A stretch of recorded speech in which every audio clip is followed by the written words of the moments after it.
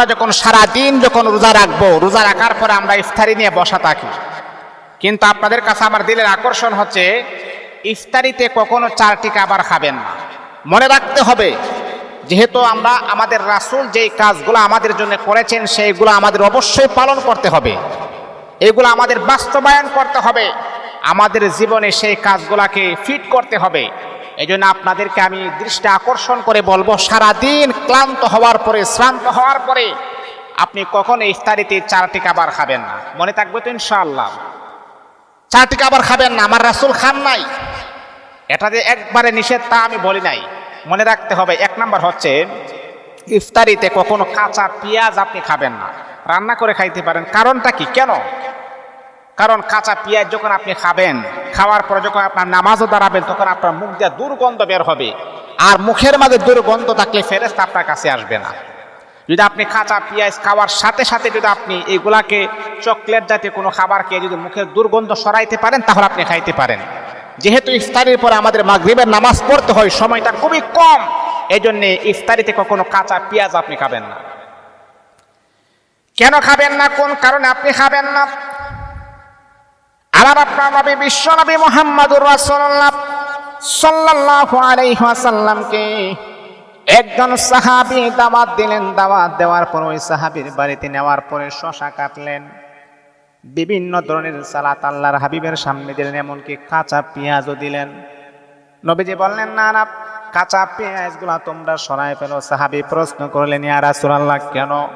নবী বললেন, সাহাবী রে, কাঁচা পেঁয়াজ যদি আমি খাই তাহলে মুখে দুর্গন্ধ বের হবে, আর এই দুর্গন্ধ নিয়ে যদি আমি নামাজ পড়ি, আল্লাহ পাক আমার সামনে ফেরেশতা আসবেন, আমার নামাজটাও কবুল নাও হতে পারে।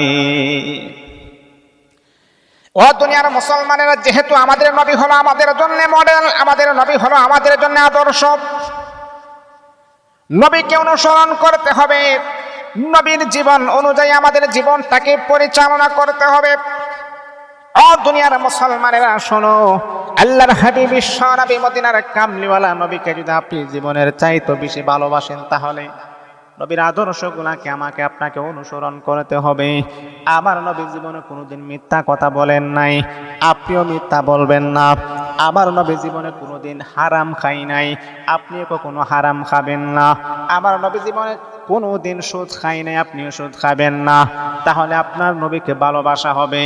কিন্তু নবীকে আপনি ভালোবাসেন মুখে মুখে, কিন্তু নামাজ পড়েন না, মিথ্যা কথা ছাড়তে পারেন না, আপনি রোজাও রাখেন না, তাহলে আপনি কেমন নবীর আশেক? এই আশেক মুখে মুখে দাবি করা সম্ভব, এই আশেকের দ্বারাতে কখনো জান্নাতের গ্যারান্টি নেওয়া যাবে না। তাহলে 1 নাম্বার হলো কাঁচা পেঁয়াজ খাওয়া যাবে না, 2 নাম্বার হলো কাঁচা রসুন খাওয়া যাবে না। যখনই আপনি ইফতারি সামনে নিয়ে যখন বসা থাকবেন, তাহলে 2 নাম্বার হলো কাঁচা রসুন খেলো, কিন্তু মুখের মধ্যে দুর্গন্ধ বের হয় না, না কাঁচা রসুনও খাওয়া যাবে না। 3 নাম্বার হলো অতিরঞ্জিত এবং অতিরিক্ত গরম খাবার খাবেন না। যেমন আমরা আলুর চপ, পেঁয়াজ, এগুলা কিন্তু অনেক গরম থাকে, বুট এগুলা অনেক গরম থাকে। না না, নবী বললেন, সাহাবীরা রে, খালি পেটে যদি তোমরা গরম খাবারটা খাও, তাহলে তোমরা রোগাক্রান্ত হতে পারো, তোমাদের স্বাস্থ্য নষ্ট হয়ে যাইতে পারে। এই জন্য কখনো গরম খাবার আপনি কখনো খাবেন না। 3 নাম্বার 4 নাম্বার হলো বাসি খাবারও আপনি খাবেন না। এই 4টে খাবার আল্লাহর হাবিব বিশ্ব নবী ইফতারিতে আমাদেরকে নিষেধ করে দিয়েছে।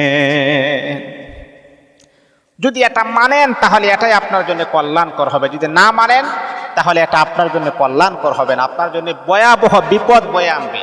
এই জন্য বিপদ থেকে যদি আপনি বাঁচতে চান, বিপদ থেকে যদি আল্লাহ পাকের কাছে সাহায্য পেতে চান, তাহলে অবশ্যই অবশ্যই আমাকে আপনাকে এই 4টে খাবারকে পরিহার করতে হবে।